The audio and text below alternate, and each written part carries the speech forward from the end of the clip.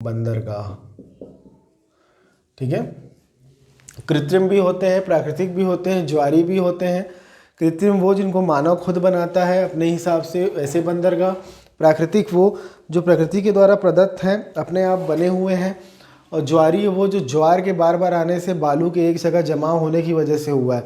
देखिए, समंदर आप नॉर्मली देखते हैं तो आते आते समुंदर का जल स्तर ख़त्म हो जाता है, बहुत कम हो जाता है। तो वहाँ पे आप बंदरगाह नहीं बना सकते। बंदरगाह बनाने के लिए आपको ऐसी जगहें चाहिए जहाँ पे बहुत गहरा हो समुद्र, जहाँ बड़े बड़े तोप, जो बड़ी बड़ी पोते आके और बड़े बड़े जहाज आके खड़े हो सकें।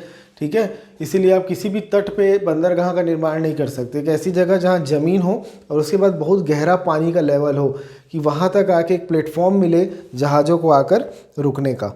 ठीक है, तो इसके लिए सबसे पहले आपको भारत के तटों के बारे में जानना होगा। भारत के तट, उसके लिए एक सांकेतिक मैप बना लीजिए भारत का। ठीक है, सबसे पहले अपन स्टार्ट करेंगे, तो अब ऊपर से स्टार्ट करते हैं। ये है दीव से लेकर गोवा। ठीक है, दीव से लेकर गोवा, ये है कोंकण तट। नोट करते चलिएगा, दीव से लेकर गोवा, गोवा से लगा के आप आएंगे यहाँ कर्नाटक या तमिलनाडु तक, ये है कर्नाटक तट। उसके बाद आप आएंगे केरला तक, तो ये है आपका मालाबार। मालाबार अभ्यास भी करते हैं नई सेना, ये है मालाबार तट। यहीं पे पुर्तगाली वास्को डी गामा सबसे पहले आया था। ठीक है, उसके बाद हम स्टार्ट करेंगे आगे, हुगली नदी से लगा के महानदी तक। ठीक है, ये है उत्तरी सरकार तट।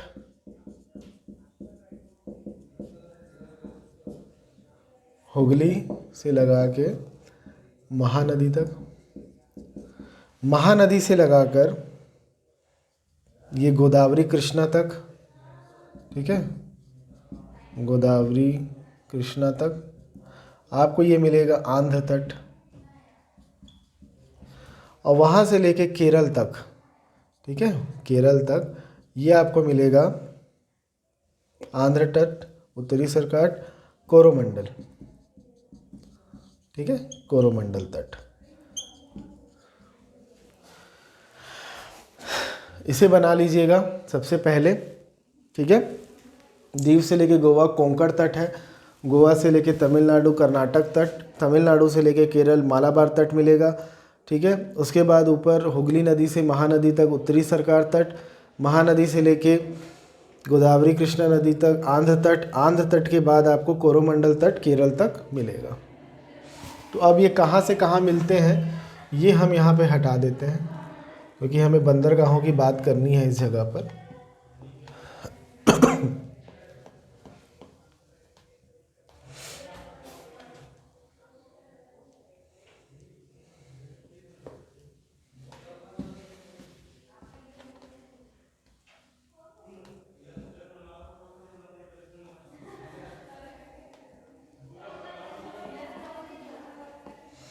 ठीक है, स्टार्ट करेंगे यहाँ से। और ये स्टार्ट करने से पहले एक टॉपिक और लिख लीजिए, अगर हम वाटरवेज की बात कर ही रहे हैं तो। ठीक है, NW1 नदियों में जो जलमार्ग बने हुए हैं, इलाहाबाद से हल्दिया है गंगा नदी पर। NW2 सदिया से धुबरी ब्रह्मपुत्र नदी पर। इन्हें नोट कर लीजिएगा।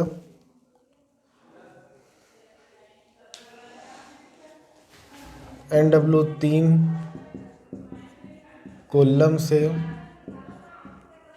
कोट्टायम तक सबसे लंबा। चीज़ों को नोट करते चलिए मेरे साथ, ये चीज़ें आपको याद रखनी है। ठीक है,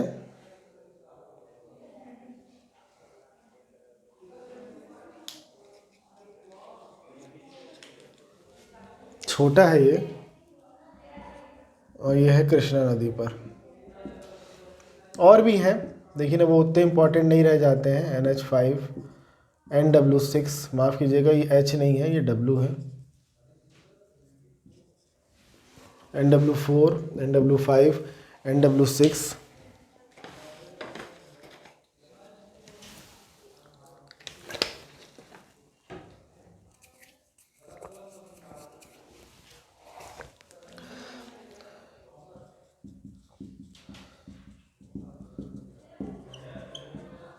काकीनाडा से मलकानम तक है NH4, NW4।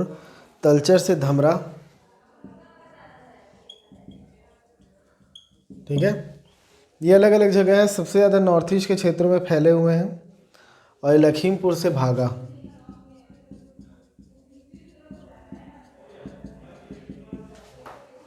ठीक है। इसे नोट डाउन कर लेंगे।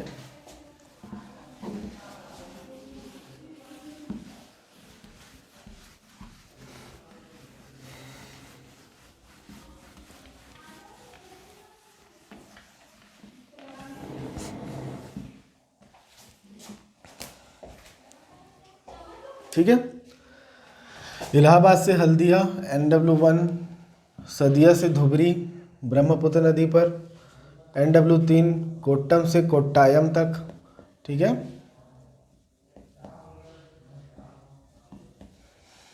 NW4 काकीनाडा, मलकानम।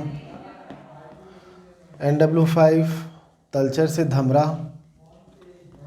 NW6 लखीमपुर से भागा।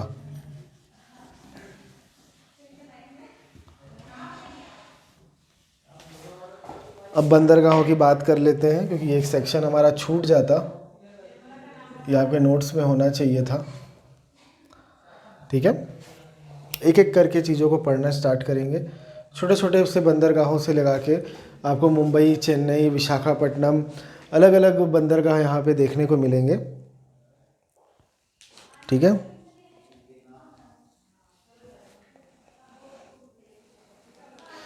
गुजरात में इस जगह पर है कांडला, कांडला बंदरगाह। ये ज्वारीय बंदरगाह है और प्रमुख निर्यातक बंदरगाह में भी है। उसके बाद इस जगह पे आपको मिलेगी मुंबई। मुंबई बंदरगाह जो है सबसे बड़ा, सबसे व्यस्त बंदरगाह मिलेगा।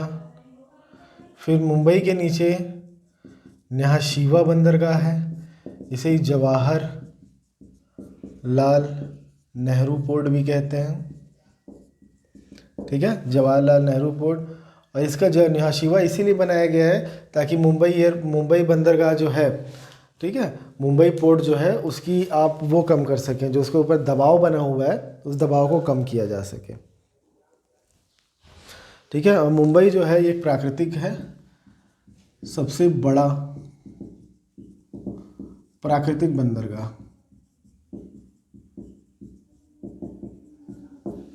नोट कर लीजिएगा।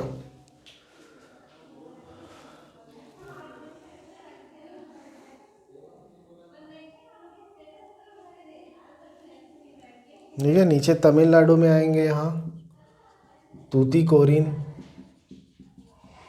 तूतीकोरिन के साथ खासियत है, सबसे प्राचीन बंदरगाह है भारत का। उसके नीचे केरल में आपको कोच्चि मिलेगा, ठीक है, शिपयार्ड लिमिटेड है।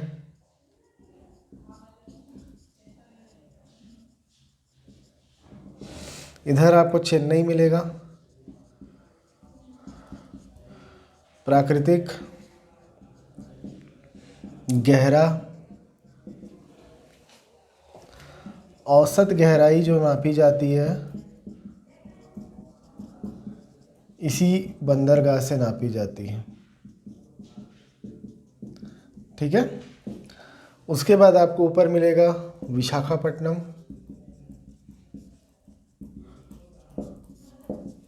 ठीक है, सबसे गहरा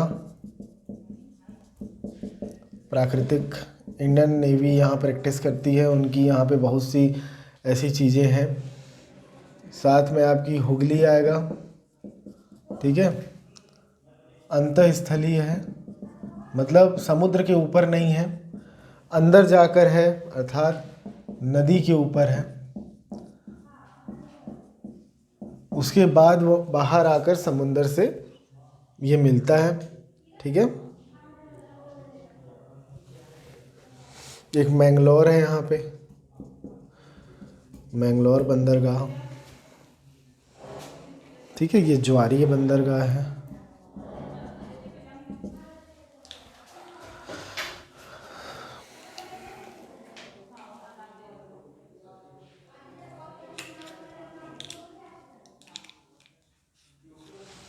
यहीं उड़ीसा में विशाखापट्टनम के ऊपर यहाँ पारादीप है, जो हमारे यहाँ भिलाई स्टील प्लांट में, अलग अलग बोकारो स्टील प्लांट में जो भी स्टील बनता है वो यहाँ पारादीप लाया जाता है और यहाँ से जापान को निर्यात कर दिया जाता है। काहे का? एल्यूमिनियम का, स्टील का, ठीक है। प्रमुख निर्यातक आपका बंदरगाह है, ठीक है। तो कुछ ये चीज़ें थी जिनके बारे में हमें बात करना था, बंदरगाहों के बारे में। इसे नोट डाउन कर लेंगे, ठीक है, जितना हमने यहाँ पर पढ़ा है।